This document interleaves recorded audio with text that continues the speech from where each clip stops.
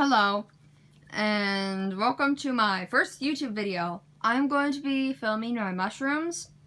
I have a fruiting chamber here. It's a plastic tote. They're fairly easy to make. You just need a plastic tote, a drill, perlite, and some water. What you do is you take I have a 16 inch by 23 inch, or wait, no, it's 23 inch by 16 inch. 23 and 5/8 and by like 16 and 3/8. There's probably some easier measurement. And so what you do is use the drill and drill holes every 2 inches. Believe me, it gets really hard near the corners because they're like kind of stubborn, like, no.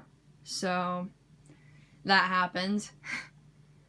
Also, you're going to need some distilled water, because when you put the perlite in the bottom, we want the perlite to be moist, and the perlite will do a good job of keeping the humidity that the water has. And I found that it's not a whole bunch of wetness that mushrooms like, they just like humid type things. I also got a humidity sensor. Can't really see it too well, but it's that black thing near my king oyster mushrooms. So, these are my mushrooms. The one on the left, the very left, is my regular oysters. The one in the middle is also regular oyster. And the one on the right is king oyster. My regular oyster mushrooms that are big are currently drooping. I think they need harvested. And I think my king oysters also need harvested. I don't know what's going on at their caps or why they're wrinkly. So, growing oyster mushrooms I found is really easy. King oysters are a bit harder because they do take a bit longer.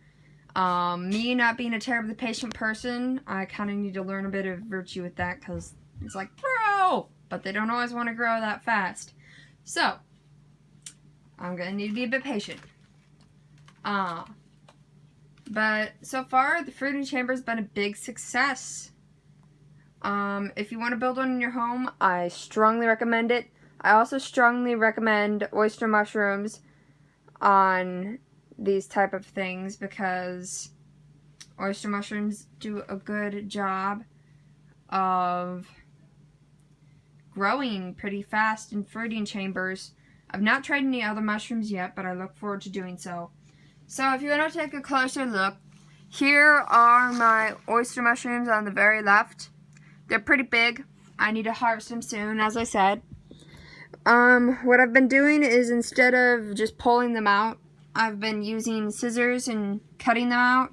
And if there's any dead tissue, just kind of removing the dead tissue from the stuff. And so you can see their gills there. I am an amateur, so I'm not professional, but I still do enjoy it. If you have any tips, I'd love to hear them. There's my babies. My babies. These are also oyster mushrooms, and this is the middle log we're looking at. They just started growing. And then there's my other log here. These are my king oysters. They're kind of wrinkly, which is weird. I don't know what happened, but they also need harvested pretty soon. If you have any tips, suggestions, things you want to say, feel free. Please just go ahead and drop comments like, hey, this does better, and blah, blah, blah, blah. Because, as I said earlier, and maybe I've made this a bit too clear, I really would like suggestions for how to help these guys, because I do love them. I also do lion's mane. I haven't made a video about it yet, but I do in fact do lion's mane, and I might start a video. There's a possibility I might make a video, but no promise, about my lion's mane or about a fruiting chamber. I really do want to make more videos about that. Thank you for watching this video, and I hope you enjoyed it and learned at least something, or at least liked the mushrooms in the video. And I hope I showed you okay directions as to how to build a fruiting chamber. Thank you and goodbye.